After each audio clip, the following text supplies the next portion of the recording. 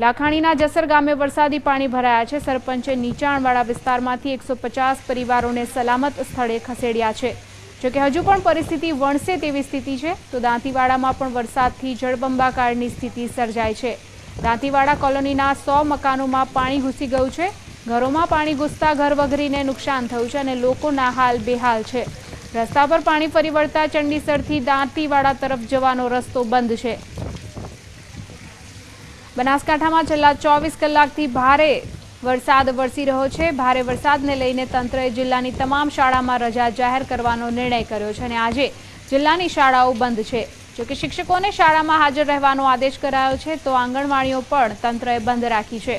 ભારે વરસાદને લઈને બનાસકાંઠાના પાલનપુરમાં અનેક સોસાયટીઓમાં પાણી ઘૂસ્યા છે। પાણી નિકાલ માટે કોઈ વ્યવસ્થા ન હોવાનો સ્થાનિકો આરોપ લગાવતા રહ્યા છે। શહેરની લક્ષ્મીનગર સોસાયટી અને બેચરપુરા ફાટક પાસે વરસાદી પાણીનો ભરાવો થવાથી લોકો પરેશાન બન્યા છે।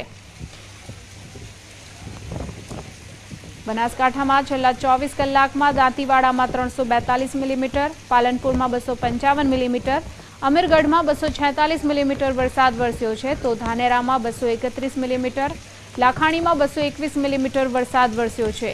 આ સિવાય ડીસામાં 212 મિલીમીટર, વડગામમાં 200 મિલીમીટર અને દાંતામાં 179 મિલીમીટર વરસાદ વરસ્યો છે। ડીસા અને લાખણી પંથકમાં અનેક ગામના તળાવ ઓવરફ્લો થયા છે, જેથી તળાવના પાણી ગામ તરફ જતા જોવા મળ્યા। ડીસા તાલુકાના વરનોડા, ગુગલ, પેછડાળ, નાણી જેવા ગામોમાં પાણી પહોંચ્યા હતા, જેથી તંત્ર દ્વારા નીચાણવાળા વિસ્તારોમાં રહેતા લોકોને ઉપરવાસમાં ખસેડવામાં આવ્યા છે।